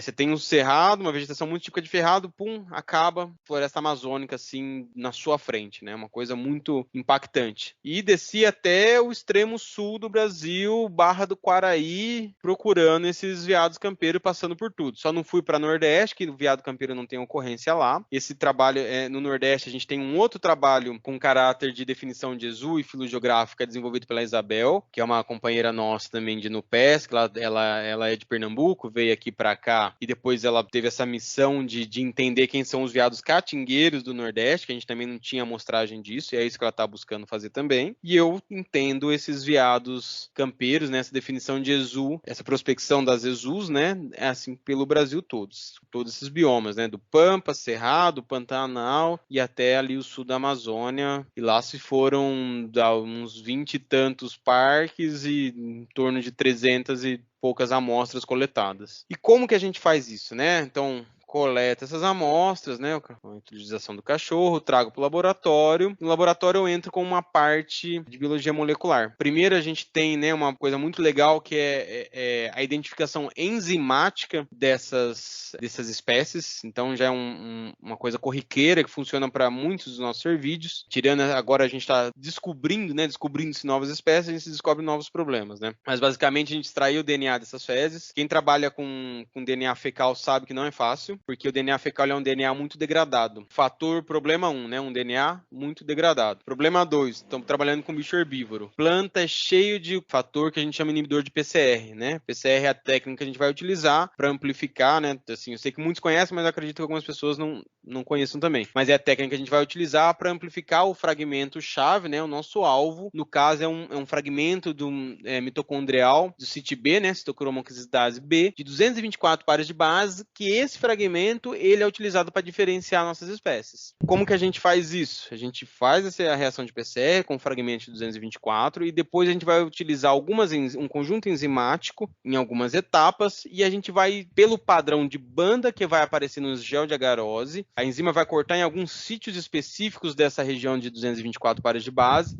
e a gente consegue chegar ao nível de espécie. Então eu consigo ter certeza que aquelas fezes que eu coletei lá no Cerrado, lá no Tocantins, ela é de veado campeiro ou não, pode ser de algum outro cervídeo. Feito isso, beleza, identifiquei minhas espécies enzimáticas, eu entro agora com um conjunto de outros fragmentos mitocondriais que eu vou caracterizar essas ESUs, lançando mão de análises populacionais e, né, além da caracterização dessas ESUs, análises populacionais e biogeográficas, além de caracterizar isso, eu também vou ser capaz de, né, propor uma história filogeográfica para o grupo, né, no caso dessa espécie do veado campeiro. Quando eu falo em história filogeográfica, o que a gente vai entender? Como que esses bichos evoluíram, né? Como que esse grupo evoluiu, se dispersou, quais foram os eventos de vicariância, quais eventos fizeram com que o grupo tenha essas características genéticas, que a gente sabe que veado campeiro é estruturado, né?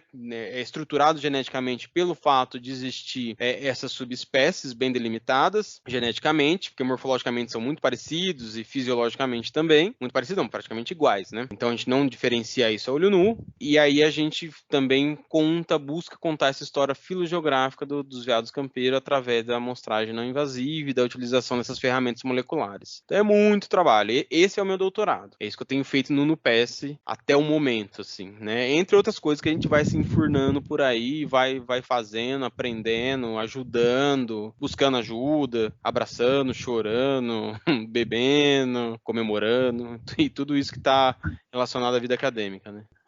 Muito bom, caramba, quanta coisa, quanta viagem, né? Quantos lugares diferentes aí, rodando o Brasil em busca atrás do bicho aí, caçando o bicho, no bom sentido, obviamente, né? No bom sentido. E, pô, legal demais a atuação do projeto e quanta coisa envolvida. E como você falou, muito aprendizado também envolvido, né? Bem legal mesmo. Ver a dedicação que vocês têm aí, um trabalho de muito sucesso, né? E de muita importância também para o próprio instituto aí, né? É demais, né? Assim, importante para o NUPES, né? E importante para balizar, né, as nossas ações públicas, né? Não tem como a gente conservar se a gente nem conhece o que a gente tem, né? E é muito louco, né? O cervídeo é um bicho grande, assim, a gente vê, né? Assim, nem tanto, né? Hoje em dia está muito escasso, por conta da caça e coisa e tal, mas a gente ainda tem alguns remanescentes bem interessantes, né? É bastante coisa mesmo. Bom, na questão do dimorfismo sexual, que é mais um tópico que a gente tem aqui, pode levar muitas pessoas à conclusão de que o básico é tem galha, não tem galha, né? Mas o que você pode falar para a gente a respeito disso, da diferença entre o macho e a fêmea? Mas eu vou, talvez surpreendentemente, nesse caso o básico faz muito sentido, né? Os cervídeos, no geral, né, em relação ao dimorfismo sexual, a gente vai ter um macho galhado, né? E aí o que a gente tem de diferente são padrões, pensando, né, vou fazer um recorte também, porque eu tô falando dos nossos cervídeos. Você vai ter, se não me engano, uma espécie norte-americana, no continente norte-americano, que os dois, tanto o macho quanto a fêmea, apresenta chifres, né? São chifres, né? Importante falar, porque é diferente de boi, né? Que são cornos, né? Cornos são projeções epidérmicas, assim como a unha, né?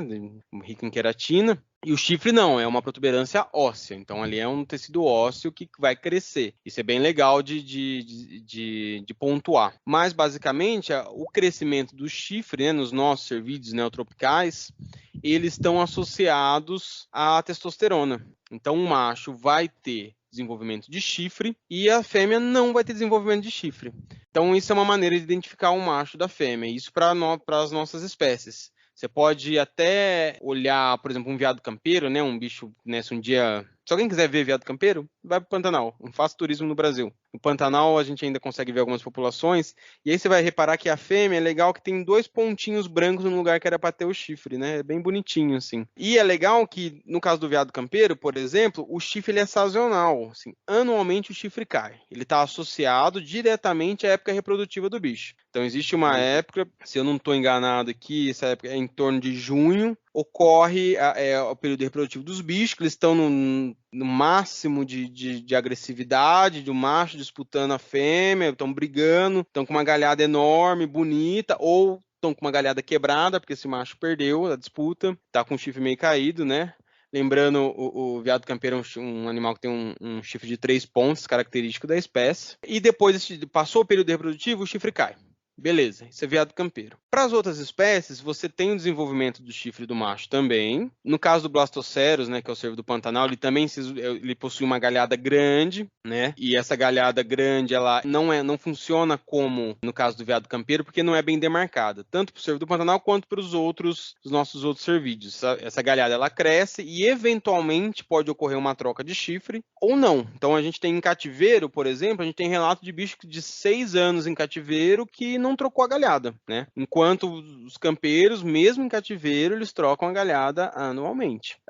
Outra coisa legal, né, que aí os mazamas, eles não vão ter o chifre ramificado, eles têm um chifre, 2 chifrinhos um pouquinho virado para trás, assim, bem pontiagudos, pequenos, que é uma outra dinâmica, né? Assim, eles têm os mazamas todos, eles têm uma convergência evolutiva por conta do hábitat deles, né? São bichos florestais, na sua maioria alguns noturnos, outros diurnos, né? E muito elusivos, né? Então eles imaginam o que é que seria para um cervídeo de grande porte, né? Como o cervo do Pantanal, o veado campeiro entrar no meio de uma mata com aquela galhada, né? Os mazamas não, eles têm um chifrinho pequenininho, pontudinho para trás, que eles vão entrando, conseguem passar ali, né, dentro dessa massa e deslocam muito rapidamente no meio da massa. Mas, né, voltando, nesse caso de cervídeos, a gente pode generalizar que fêmea não tem chifre, macho tem chifre. Acho que é o principal dimorfismo sexual, assim, já é muito fácil identificar isso.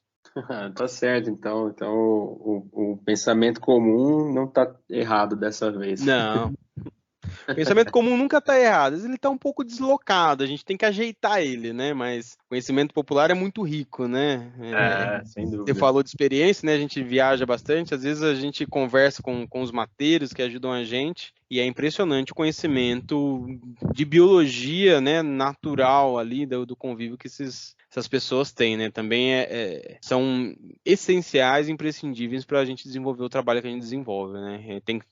Deixa aqui um grande respeito a todas essas pessoas aí que amam a natureza, mas não são da vida acadêmica. Sem dúvida, é bem importante a gente sempre pontuar isso, porque são pessoas que contribuem demais mesmo com muitos pesquisadores, né?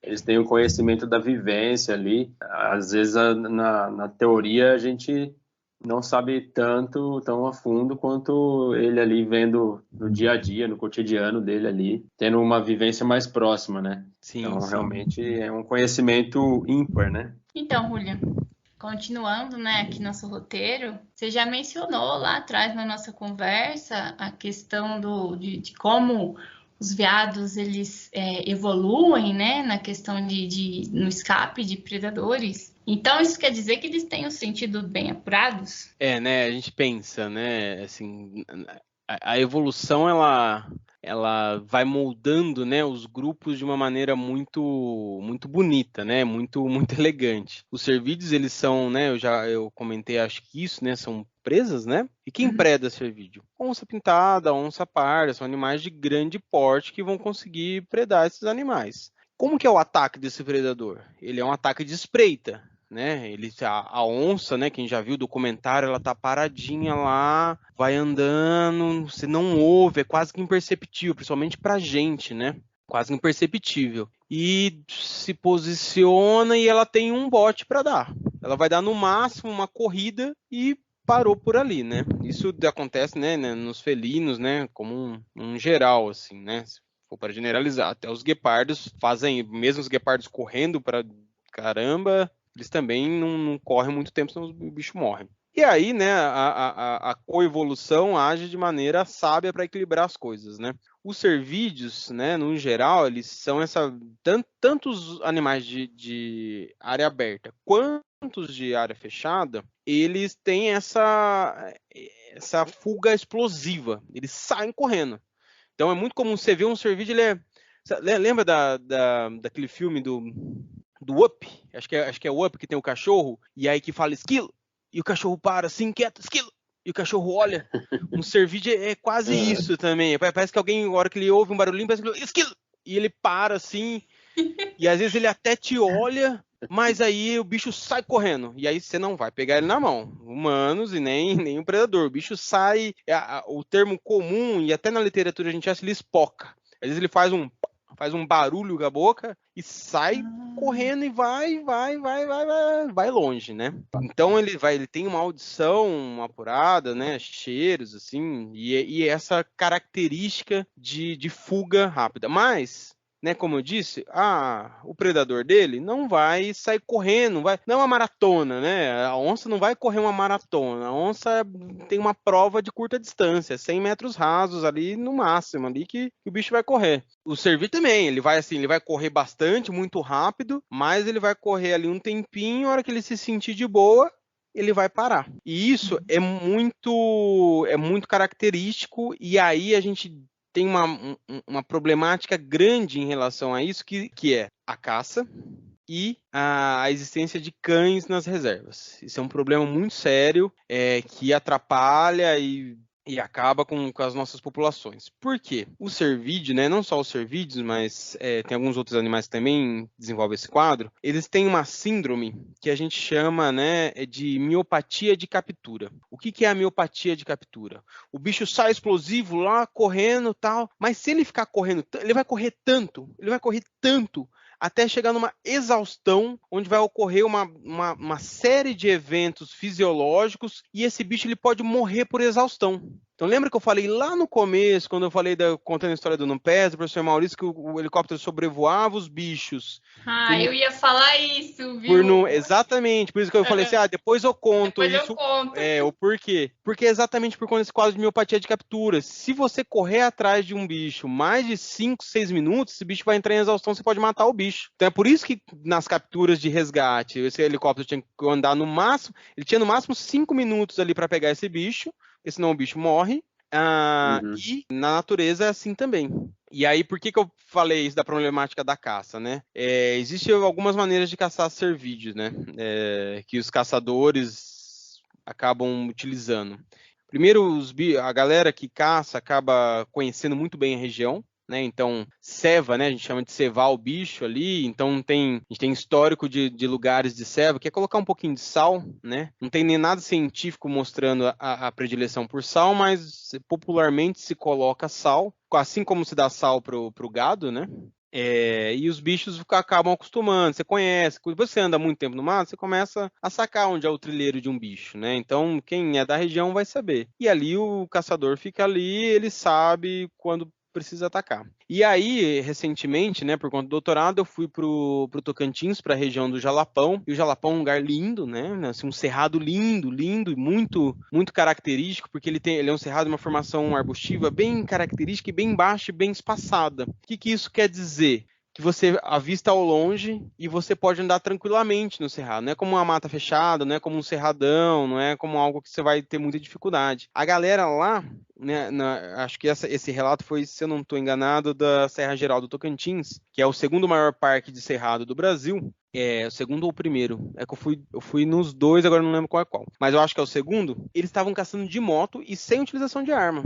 Sabendo popularmente que o bicho tem essa exaustão, né, possui essa miopatia de captura, eles encontravam um veado, campeiro no caso, e perseguiam o bicho de moto até o momento que o bicho cai, e aí eles simplesmente pegam esse bicho que ele começa como se ele... Sabe quando você vai na academia e você começa o primeiro dia de academia, no dia seguinte você não consegue andar? É mais ou menos, num nível muito mais elevado, obviamente, né, porque isso vai levar ao óbito o bicho vai exaurir e ele não vai se mexer mais, você simplesmente pega esse bicho, põe em cima da da moto e vai embora, né? Então, isso é uma coisa, assim, terrível, assim, muito difícil, né? Muito difícil de monitorar, precisaria de política pública, né? É isso que a gente precisaria, política pública que investisse em guarda-parque, que investisse em estrutura para guarda-parque, em educação ambiental para a população, desde lá dos pequenininhos até os grandes, uma mudança de cultura muito forte, porque a gente vai andando para o interior, a gente vai descobrindo que a cultura da caça ela ainda é muito presente. E muitas vezes, né, claro que existe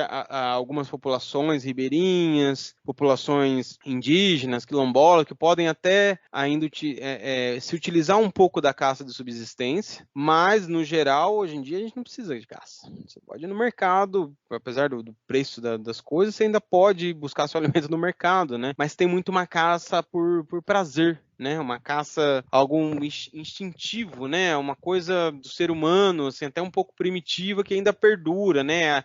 Talvez a sensação, né, da captura, de pegar um bicho, né? Dá para se imaginar a adrenalina, né? Quem já participou de captura, principalmente de mamífero, né? Sabe que, assim, a hora que você conquista, né? Pega um animal, mesmo que seja com toda a segurança, tá? É uma vitória ali. E a caça traz muito essa sensação, né? Uma coisa muito enraizada culturalmente, que é muito difícil, mas isso tem prejudicado muito as nossas populações de cervídeos. E aí, o outro problema, né, ainda dentro dessa história da miopatia de captura, são os cães dentro das reservas. Por quê? É muito comum você topar com um cão dentro de reserva, né? E cão, né, ele tem um comportamento, o cão é um bicho introduzido, um animal doméstico, e ele tem um comportamento totalmente diferente de uma onça. Como que o cão caça? Em matilha, e ele caça meio que por insistência. O que eu quero dizer com isso?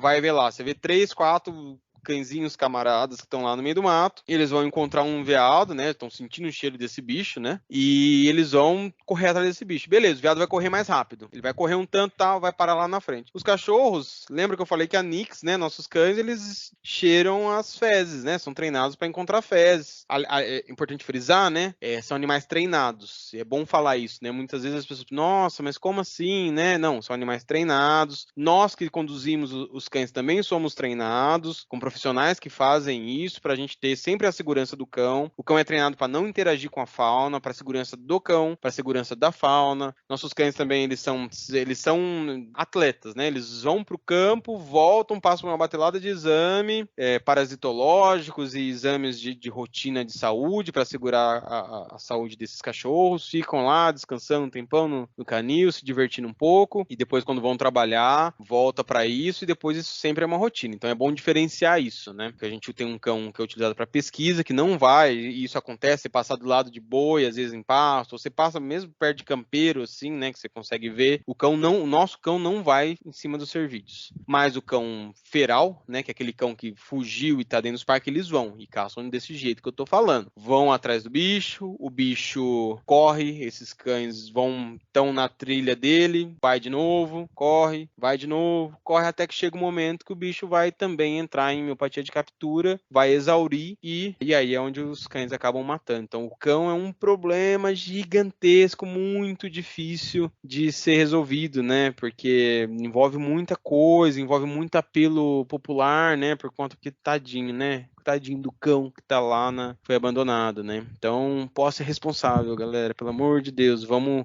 tirar um pouco do achismo e dessa visão, né, do Pluto, né, do cão amigo do homem, né, mas o cão também é um problema para conservação, também causa grandes impactos. Eu tô falando de cervídeos, mas o cão vai predar um cachorro feral com fome, ele vai comer o que ele conseguir comer. É isso, gente. Pois é. Não, e tem outro detalhe também que eu me lembrei agora, que você falou essa questão dos cães nas matas, né, que muitos lobo-guará estavam adquirindo sarna, né, desses animais que são exatamente ali e tal. Então, ainda tem essa questão de transmissão de doenças, né, entre espécies e tal. E, caramba, caça, cães nos parques, né, perda de habitat, atropelamento, endogamia, faltando mais algum problema para os cervídeos, Julio? Olha, Deixa eu ver aqui. Tem introdução de doenças, né? A gente tem doença do gado introduzindo para a cervídeo. A gente já tem relato no Pantanal, relato em alguns lugares de cervídeo. É muito comum se achar cervídeo positivo para língua azul, que é uma doença que acomete o gado, é um prion, e isso também pode acabar com esses bichos, assim, além de outros parasitas que podem ser encontrados nos cervídeos, né? Inclusive, né, a cervídeo tem receptor para Covid, já em alguns lugares, se não me engano, já foi encontrado alguns vírus lá, né? Então, é uma questão ampla, né? Assim, são problemas, muitos problemas a serem resolvidos, muita coisa a se fazer, muita pesquisa, né? Muito a se investir em ciência para a gente preservar e para a gente, né? Quando a gente preserva uma espécie, a gente não está salvando só ela, né? A gente está salvando todo o seu nicho, a gente está salvando todas as suas relações ali interespecíficas, né? Exatamente, perfeito. Inclusive, todos esses monte de problemas enfrentados pelos bichos aí reforçam a importância de trabalhos como o que vocês estão realizando aí. Então, você, todo o pessoal envolvido ali, todos esses anos, né, essas décadas de dedicação ao projeto, tá todo mundo super de parabéns aí, que o projeto perdure por muito mais anos aí e cada vez com mais reconhecimento e fomento, mais investimento, né, e mais pessoas engajadas, né? Sim, é muita gente trabalhando, né? Agora é legal, né, comentar também, né, um pouco que a gente, né, vocês sabem, né, acho que todos os pesquisadores que passaram aqui pelo biologismo sabem disso. A gente depende muito da iniciativa pública, né? Então, a gente depende de escrever um projeto, mandar, ser aprovado, esse projeto ter uma certa relevância. A gente tem sorte de estar no estado de São Paulo, a gente tem a FAPESP, né? A FAPESP, inclusive, é a agência financiadora do meu projeto, desse projeto temático que eu falei, entre outros que já ocorreram, e a gente tem, né, passado por esse desmonte da ciência no Brasil. Então, é difícil. No PS agora, ele, né, acho que a nossa conversa talvez esteja se encaminhando um pouco mais para o final, mas é legal destacar que, né, a gente tem esses reconhecimento público, né? Então, já falei, né, a gente, né, como pesquisa, a gente como fazendo os planos de ação, né, e interferindo diretamente nisso, nas listas internacionais, mas agora a gente tem uma coisa muito legal que é uma parceria público-privada com a usina hidrelétrica que é a Tijuá. Então, né, o NUPES, ele não só tem os laboratórios, né, lá no nosso espaço físico, a gente tem os laboratórios tanto para a parte molecular, citogenética, cultivo celular, endocrinologia, reprodução, a gente tem todo um espaço de manutenção desses serviços em cativeiros. Até o meio do ano passado, isso, a gente tinha em torno de uns 60 animais de todas as espécies que ocorrem no Brasil. Já se faz algum tempo, o professor Maurício, né, em um grande ajuste, assim, conseguiu uma parceria privada com a usina hidrelétrica de Tijuá, que eles tinham um centro de conservação do cervo do Pantanal, né, então isso é uma ação comum, né, para os grandes empreendimentos que, de alguma maneira, vão impactar o meio ambiente, né, e essa usina hidrelétrica tinha esse centro de conservação do cervo do Pantanal localizado agora eu esqueci a cidade, se eu lembrar já eu falo, mas localizado no entorno da usina, e esses animais que eles ficavam lá, né, talvez não em condições ótimas, agora vieram para o NUPES. Então agora a gente tem em torno de 60, em torno de mais uns 40 cervos do Pantanal que chegaram há pouco tempo. E se construiu toda uma estrutura modelo, né, o NUPES ele tem toda uma arquitetura hoje em dia interligada para manejo dos bichos, né, não só a manutenção, aí sim, né, a manutenção desses animais em cativeiros, mas sim da melhor maneira possível, né? Então, no PS ele foi agora há pouco tempo, passou por uma grande reforma, aumentou sua área. Depois no site, né, vou deixar o site, deem uma olhada nos vídeos institucionais, né, que mostram o que o NUPES tem se tornado, né, o tamanho que ele tem tido, porque ele está agora mantendo esses bichos. Então, em cativeiro, a gente tem em torno de 100 animais, mais ou menos, assim, né? Às vezes alguns são mandados para zoológicos, chegam alguns, esse número vai rodando aí. Mas agora a gente está com essa parceria muito legal que garante algo muito interessante tanto para pesquisa e como para manutenção, né? Isso é algo bem legal de se destacar, né? Uma conquista muito, muito importante. Muito legal mesmo e de extrema importância, né? esses financiamentos são vitais, né, para muitas pesquisas e para um retorno para a sociedade também, né, todo o trabalho que é pesquisado, que é desenvolvido para a sociedade e para o meio ambiente como um todo, para a fauna, flora, para a biodiversidade, que toda essa conservação é de grande importância para o clima na Terra, né, para a preservação, para o bem-estar das espécies e da vida como um todo no planeta, né. Demais, né?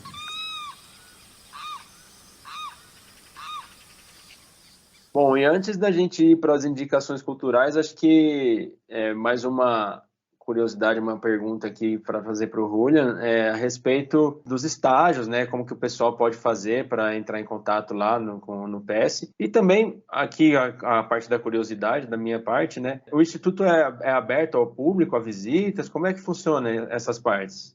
O NUPES, né, ele fica dentro da FCAV, né, então dentro da universidade pública.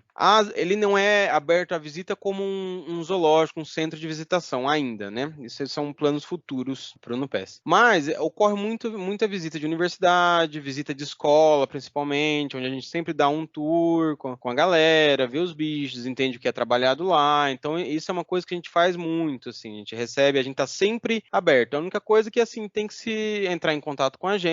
Então, depois no site, quem se interessar pode ver lá o contato, entra em contato, a gente sempre dá um jeito de atender essas demandas que também são importantes, né?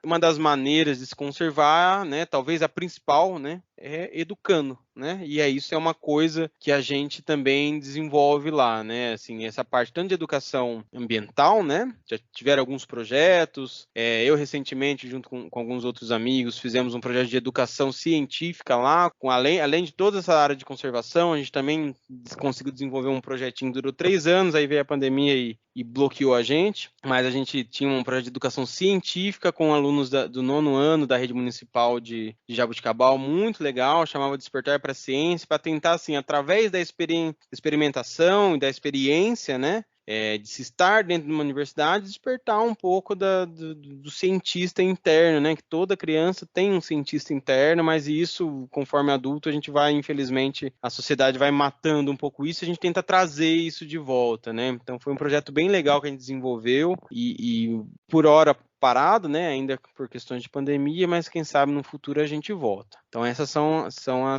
essa é a maneira de se conhecer. E pessoalmente, quem quiser conhecer, também é só entrar em contato que a gente está muito aberto à visitação. E a questão dos estágios, Julian? O estágio no NUPES, assim, o NUPES, ele, né, lá dentro da FCAV, ele é muito procurado por ser como uma faculdade agrária, e lá é um lugar que trabalha é um dos únicos laboratórios que trabalham com conservação, né, e vida selvagem. A gente acaba sendo bastante procurado, né, pelos alunos que se interessam por essas áreas. Então, o que a gente tem oferecido, né, há já alguns anos, uns bons anos, e é bem legal, é um programa de estágio de férias. Tirando a época da pandemia, a gente ficou agora esses 2 anos sem oferecer esse estágio, mas o estágio ele ocorre 2 vezes ao ano, sempre no período de férias, então geralmente na primeira segunda-feira de julho até a última sexta-feira de julho, e na primeira segunda-feira de janeiro, e quando eu falo primeira, é a primeira mesmo, pode ser que seja no dia 3 de janeiro, até o último,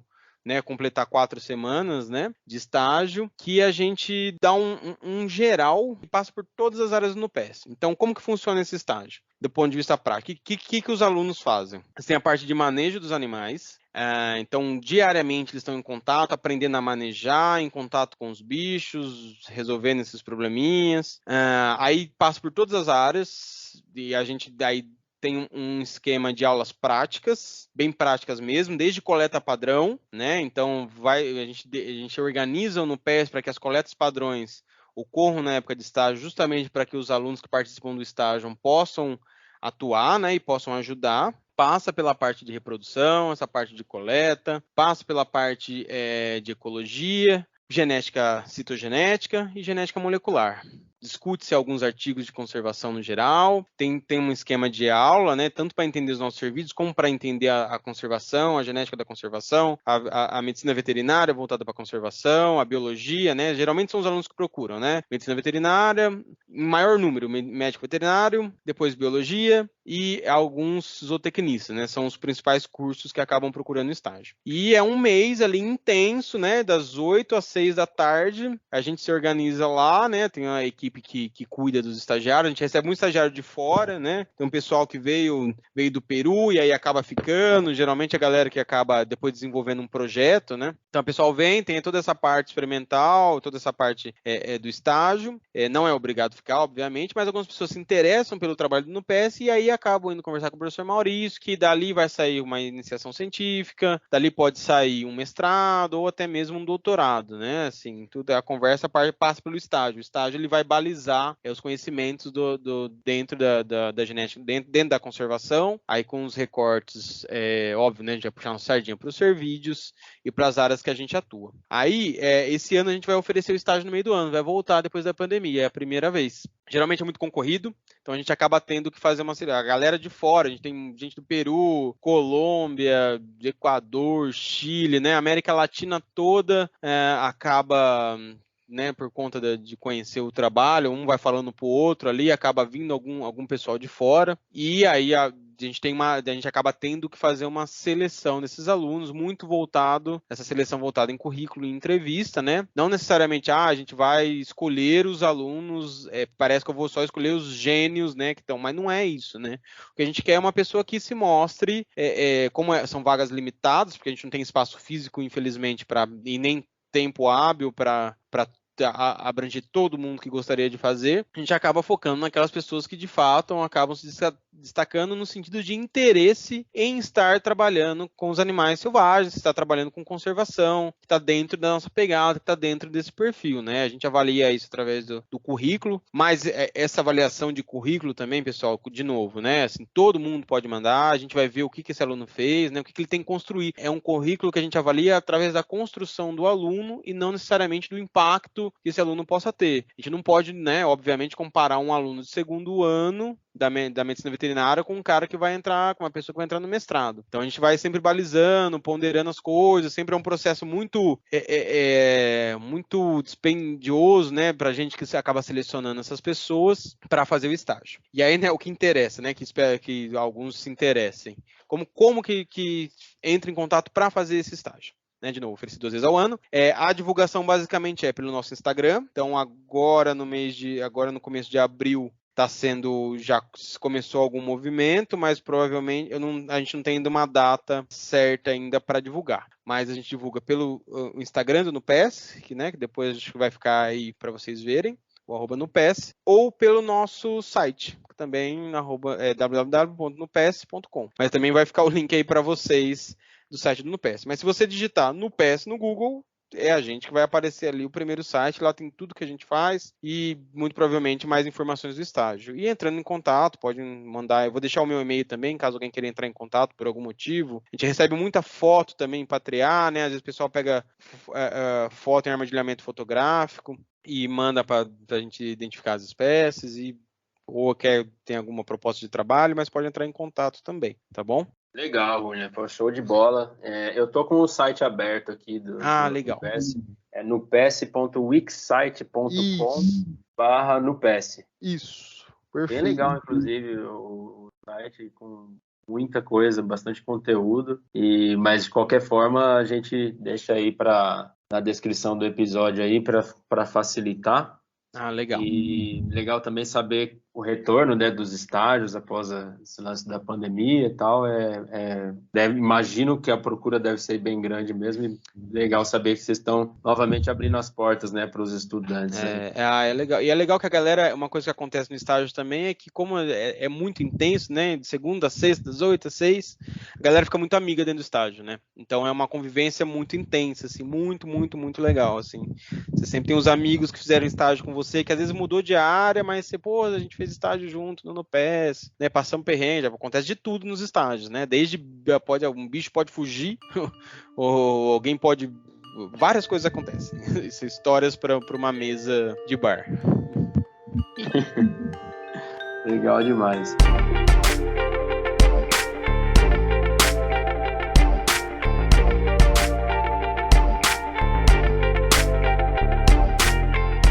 Beleza, galera. Então já estamos chegando no finalzinho desse episódio sensacional, mas não sem antes, obviamente, fazer as indicações culturais que já são tradicional aqui no podcast Biologismo.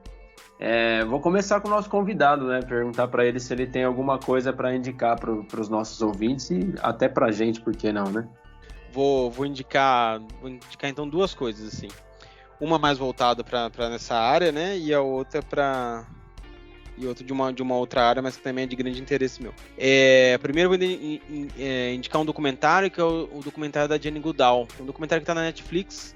Provavelmente alguém já deve ter indicado esse documentário, mas ele é muito legal, conta a história da Jane Goodall, todo o trabalho dela desde o começo, muito bem documentado, né? Porque ela foi casada com um cinegrafista, então ela tem uma parte da vida muito bem registrada, né? Assim, é muito interessante, uma mulher muito desbravadora da sua época, muito à frente do seu tempo, que fez um trabalho com os primatas incríveis e serve de inspiração para todo mundo que gosta, né, de vida selvagem, de conservação e pensa um pouco melhor no planeta.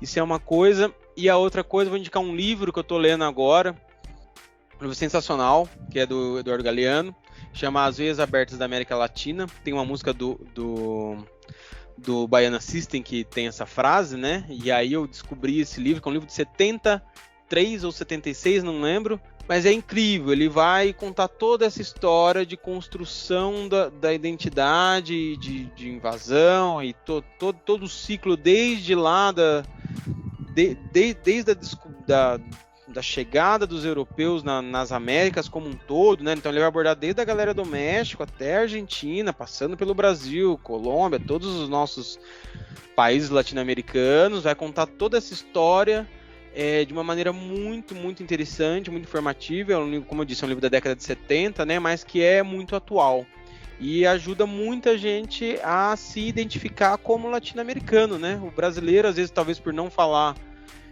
espanhol, tem um pouco, se distancia um pouco, né? Ou ele acha que se distancia um pouco dos nossos irmãos aqui em volta. Então é um livro muito, muito legal, assim, até pesado, mas eu super indico, tô mergulhado nele, assim, já tô mais da metade ali para terminar e vale muito a pena a leitura, ajuda muito a construir a gente como indivíduo social. Eu adoro esse livro. Esse livro é sensacional, né? Li acho que no ano passado, e você falou do Eduardo Galeano, eu já falei, acho que é As Veias Abertas, que é um clássico, né? É um clássico, né? É um livro excelente mesmo. E ele tem esse despertar, né? Da questão latino-americana, assim, né? Sim. Eu acho que é essencial, devia ser cobrado no vestibular esse livro, assim, é fato. Devia ser cobrado no vestibular. É literatura clara. E apesar de você achar um livro denso, né? Porque é sangue, né? Escorre sangue às vezes do livro. Eu acho que ele escreve muito. Tem uma escrita muito envolvente, assim, vale muito, muito a pena. Então, né? Leiam, vale a pena. Fenomenal, particularmente a trecho que ele fala da Bolívia, das explorações ali das colinas, das montanhas ali da Bolívia, né? Foi a parte que mais me chocou, assim. Não tinha tanto conhecimento, né? Mas é incrível, é um livro pesado, como você falou, mas ele é uma leitura incrível mesmo. Incrível, essencial. Vamos lá então, Susan, e você, tem alguma coisa aí para indicar? Oba, eu queria indicar hoje, eu vou puxar a sardinha pro lado dos insetos, como sempre, mas eu queria indicar hoje uma revista online de biologia cultural. Essa revista chama Bruxa. E é uma revista que você pode tanto submeter um trabalho, né, como ler ali os artigos, né, que estão sendo publicados. E é uma revista de graça, né, você tem acesso livre. E eu achei muito interessante porque ela menciona justamente a questão da biologia na cultura humana, né? Como que isso está inserido principalmente em livros, em filmes, em documentários, em desenhos, em jogos. E eu acho essa uma temática muito bacana para conseguir trazer pessoas de fora, né, do mundo acadêmico pro mundo da ciência. Então eles fazem análises de, por exemplo, um que eu vi esses tempos, eles fizeram análise daquele filme, sabe, aquela animação Rio, que tem aquelas araras, aquelas coisas todas. Então, eles analisaram o filme, como que o filme pode ajudar nas campanhas ambientais, como que isso foi abordado no filme, questão da ameaça, né, para essas araras. Por exemplo, aquele outro filme, Coraline e o Mundo Secreto. Eles mencionaram a questão do como que foi abordada a questão dos artrópodes naquele filme. É muito legal. Eles mencionam botânica no Pokémon. Eu adoro esse artigo, eu acho bem legal como que essas inspirações da biologia estão dentro do entretenimento e como isso impacta realmente na vida de quem tá vendo, de quem tá jogando, né, de quem tá assistindo. E eles fazem análises com uma metodologia científica precisa, e é muito legal isso, né? E são artigos bem levinhos, bem interessantes, que qualquer um que quiser, que tiver interesse em ver, vai gostar. Então, acho que essa é a minha indicação de hoje, é a revista online A Bruxa. Quem sabe a gente traz o editor da revista, né, Flávia? A gente tá com uma ideia de chamar o professor Elidiomar para ver se ele fala um pouquinho de zoologia cultural. Na verdade, ele trabalha mais com entomologia cultural, então tem muito trabalho voltado para os insetos, né, no mundo do cinema, que é uma coisa que a gente sempre comenta nos outros episódios, como que esses filmes acabam sendo bons e sendo ruins em determinados momentos, né, na conservação dos animais, na questão da visão que as pessoas têm dos animais. Então eu acho que é interessante a gente dar uma olhadinha nessa revista. Aí a gente deixa o link da revista também, né, Flávio, na descrição. A Bruxa. Seria uma conversa bem legal também pra gente trazer pra cá, quem sabe um dia dá certo, né? Vamos fazer o convite. Eu acho super legal esse tipo de abordagem, né? É muito válido, né? Trazer a ciência para essas áreas, tal. É bem legal mesmo. São temas atraentes, né? A galera gosta, né? Sim. Você aprende sem perceber que tá aprendendo, né? A coisa mais legal que tem, né? Tem uma revista, você falou de revista, tem a Genética na Escola também, para quem gosta de genética. Tem uns artigos muito interessantes, de uma linguagem muito simples, fazendo essa transposição, né? Do conteúdo da academia para uma linguagem para ser trabalhada em sala de aula e tudo mais, uma revista brasileira da SBG, né, que tem uns artigos muito legais, sabe, vai discorrer sobre um gene, vai discorrer às vezes sobre uma questão genética de uma maneira mais leve, vale muito a pena também, acho que deve ser nessa pegada, adorei essa. São muito válidos, né, eu gosto também. Confesso que eu vim para o episódio sem nenhuma indicação, mas como já fiz outras vezes, eu vim na esperança de que a conversa me lembrasse de alguma coisa e aconteceu, né? O pessoal vai dar risada da minha indicação aí, mas eu vou indicar assim mesmo. Começou faz pouco tempo, mas eu tô acompanhando a novela Pantanal. Minha esposa tá rindo aqui também. Mas quando eu vi que ia sair essa refilmagem, eu falei, putz, cara, lembrei da minha infância que eu assistia lá quando passava na Manchete. Estão gravando em 8K agora o Pantanal. Então, cara, e pô, pelo mais da metade que eu assisto a novela é só pra ver o bioma, né? Que é lindo, muito né? legal. A novela é cultura também. Nada mais brasileiro que uma novela. Pantanal. Exatamente. Exatamente. E também me faz lembrar dessa época e tal. E a novela é boa também. É boa sim. Sou defensor de uma boa novela. Sim. Uma curiosidade do NuPES é que tinha uma época que tinha uma novela que era... era uma novela de época das 6, assim, tipo tinha uma que chamava o Cravo e a Rosa, eu acho que é. Eu lembro que assim, era a novela do NuPES, a galera saía no horário X pra chegar às 6 e assistir, todo mundo conversava sobre a novela. Assim, não era eu não sou dessa época, mas são as histórias, né? PES também é noveleiro. Muito bom. Quem sabe você não vê um cervo lá na novela, hein? Com certeza.